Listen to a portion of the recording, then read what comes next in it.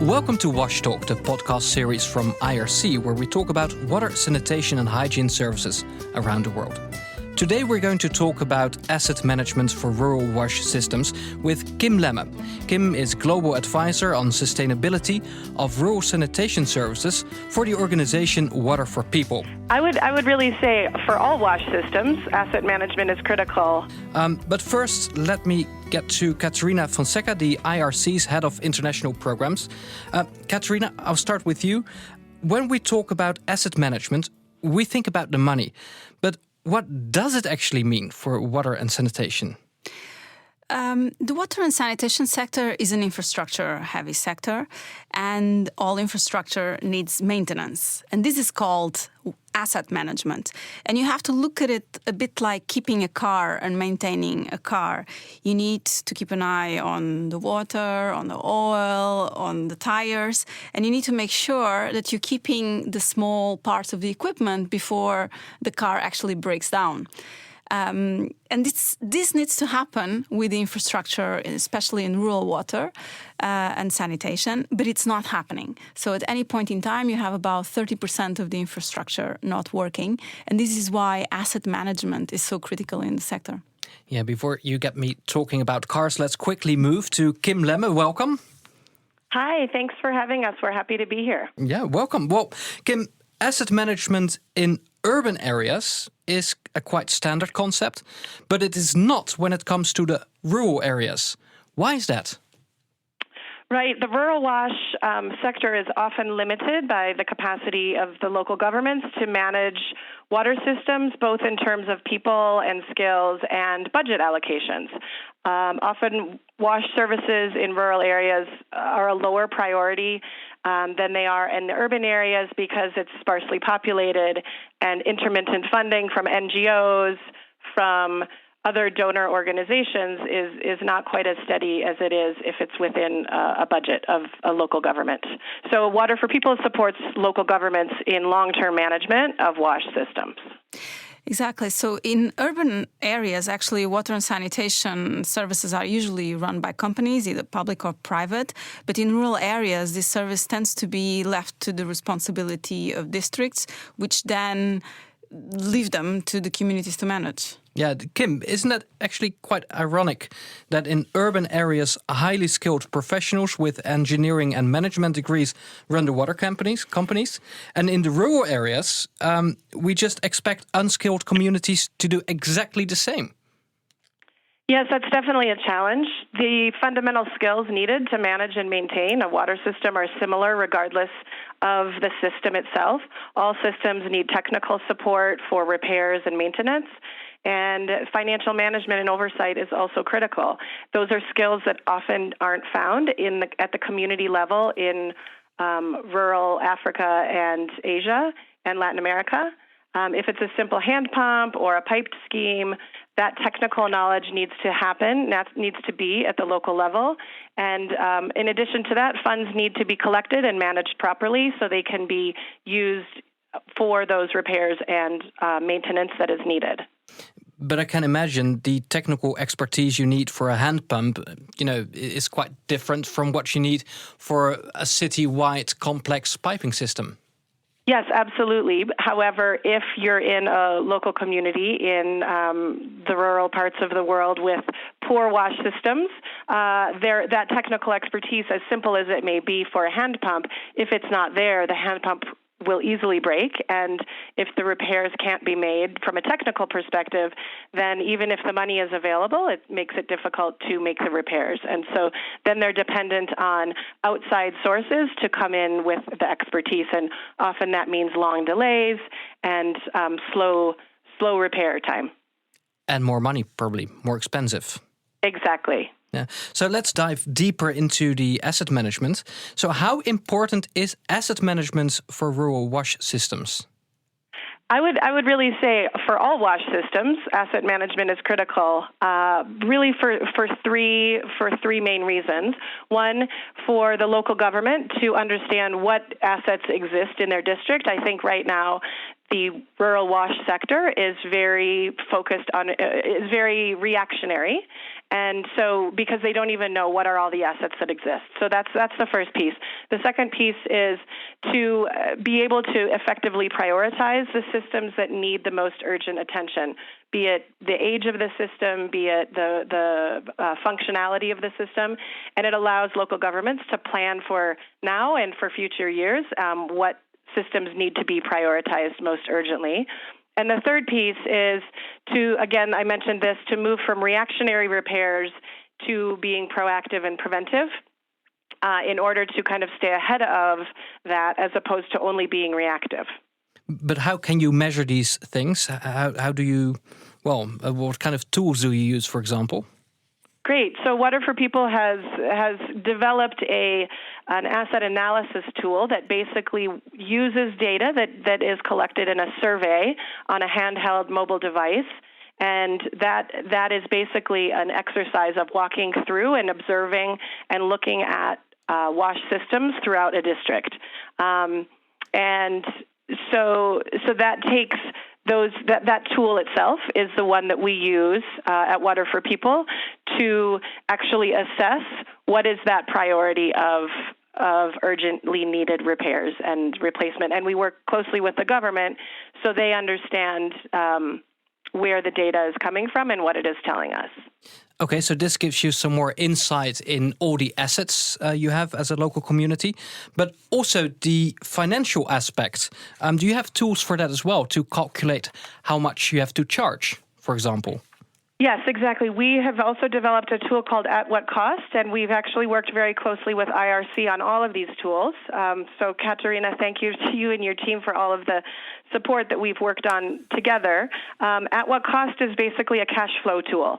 It allows you to make certain assumptions and to put in certain amounts in terms of expenses that you're anticipating, and then it allows you to really understand the full life cycle cost of a system. So if you're looking at a very simple hand pump, you can understand how much does it cost to put it in, how much will it cost every year to maintain it and to operate it, and it can also project when you will need to make major repairs and replacements, and it will also allow you to understand what those costs are. So that really has been a tool that we work with local governments with to understand what's the most appropriate tariff or fee to be charging to the users of each system. But you mentioned that you're working with some of these districts with the tool. What does this look like? How do you actually work with the tool, with the people that need this kind of information? Right, and so that's a great question, and that's one that comes up quite a bit. We don't work with these tools at the community level. We don't expect people to have Excel spreadsheets and computers and laptops at hand. We work with the district governments who are more equipped and more skilled and have used Excel, and when they have basic Excel knowledge, these tools have been developed. So it's relatively simple for them to become used to understanding the tool and learning to use the tool themselves and to make it work for the context of their district or municipality. Yeah, maybe it's a good time actually to see how this works in daily life. On the phone we have Brenda Achira Mutemba. Welcome. Thank you. Thank you. You also work with Water for People in Uganda. And Water for People works in 6 districts in Uganda, and one of these 6 districts is Kamawenge. Can you tell us a bit more about the work you're doing specifically in this district? Thank you. Yes, in Kamawenge district, Water for People is scaling up the Everyone Forever model that focuses on reaching every home, every school, and every community with reliable water services forever, particularly establishing piped water systems to serve communities, but also rehabilitating point water sources like the hand pumps, as well as build capacities of communities to be able to manage these systems themselves. You build the capacities of operators to manage the systems as well. So far, we've constructed 4 pipe systems in Biguli sub-county, with 2 in their final stages of construction, and rehabilitated over 65 hand pumps across the 15 sub-counties of the district. And how did the tools we just discussed with Kim, so the At What Cost tool and the asset management tool, how did you use them for these projects? For the at what cost for every system, that is both point sources and piped systems. We've carried out cost analysis to help us come up with an appropriate tariff to be paid by the community. Presently, communities pay about $0.02 per 20-liter jerry can and $1.2 per cubic meter of water, and this is for both piped systems and hand pumps. The process of estimating this tariff is facilitated together with the district local government, and in the process, this has been appreciated by the communities and accepted. For the assets management tool, we've so far piloted it on 27 systems, that is 21 hand pumps and 6 pipe systems, and this has helped us clearly establish the level of risk at the end of the system lifespan, the level of priority to replace and repair the system, and this has guided the district local government, the authorities, to plan and budget better for the systems, of course, looking at the high risk and high priority systems for repair. But were you able to get this information without using these two apps? Without these tools, it's actually not possible to get real-time data.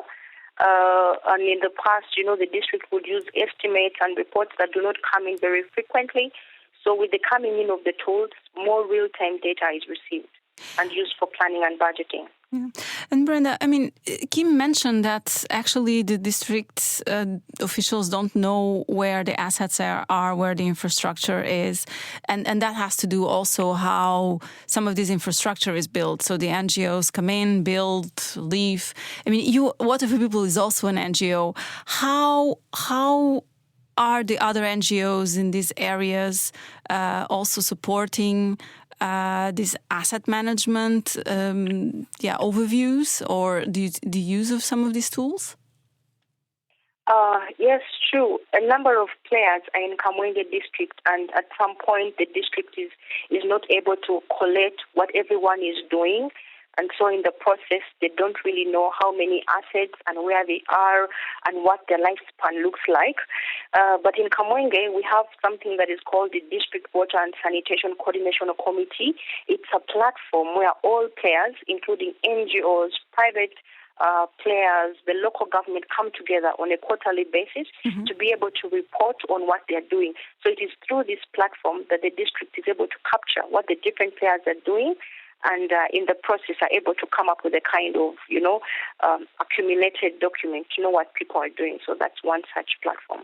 And how will these tools help you in the long run? Yes, one, especially for the at what cost. In the long run, it does help in estimating consumption of water in a particular area, which is very important to know. And also, it does help it does help the operators know what the different operational costs are, and to make sure that 100% of the costs are actually managed in the system, but also for the water system to be able to break even in regard to it being a business. And for the assets registry, the district is actually able to plan and budget better. As they come up with their budgets on an annual basis, they're able to know that this amount of money will be targeted at repairing or replacing system A, B, C in a particular locality. So, in the long run, we are looking at more evidence-based planning, more evidence-based budgeting with real-time data, but also having the systems effectively and efficiently managed. Okay, so the at what cost tool and the asset management tool, they were successfully deployed in Uganda. If we take it to a broader and global perspective, what are still the challenges you are facing? I think some of the challenges are getting the local governments to prioritize. A lot of decentralization has happened in many countries where we are working, and sometimes the local budget allocation doesn't necessarily mirror what the responsibilities that have been decentralized to the local government. So, for example, if we're working in a local district in rural Africa where the responsibility for wash services has been decentralized to that district, yet the budget is still very centralized. It is difficult for them to actually, even if they really understand and want and are engaged with providing good wash services over time to their constituents, it's difficult for them to do with limited budgets. So I think getting the national and the local governments on the same page in terms of the prioritization of water and sanitation services will be very critical to the success.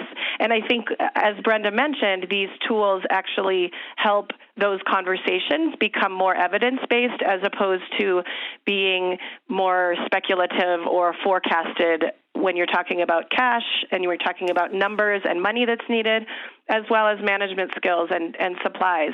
So yeah, with this data, you can really show how much money is needed for the infrastructure. Right.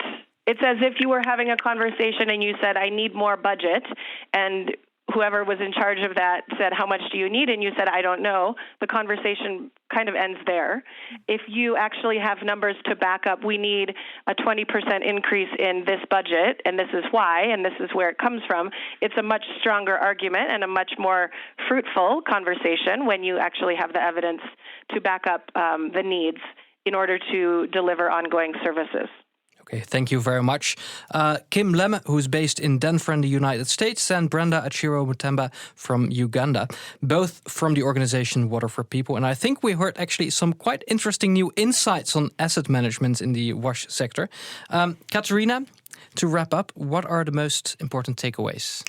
Well, trying to sum up this interesting conversation, well, I think the first point is that actually it's slightly shocking that in most rural areas we still don't know what infrastructure is in place and the state of that infrastructure. And when I say we, I mean the local government, but also the other organizations who are de facto responsible for providing and ensuring services are sustainable. And we do need to move from reactionary repairs to actually preventive maintenance and start thinking about adequate budgets in the long term. And this is where tools like the asset registry and what cost tools, I have tested myself those tools. I just came back from Ethiopia where we tested some of these tools with some of also district officers.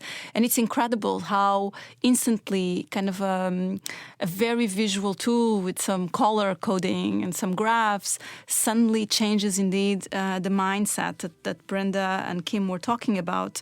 And you've got the proof.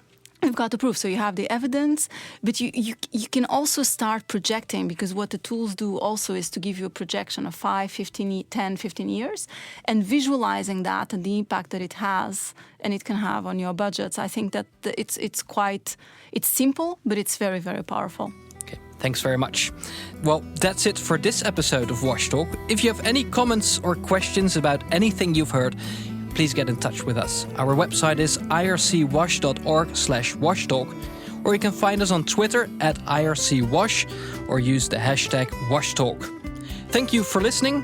This podcast was brought to you by IRC, an international think and do tank that works towards finding long-term solutions to the global crisis in water, sanitation and hygiene services, mainly in rural areas.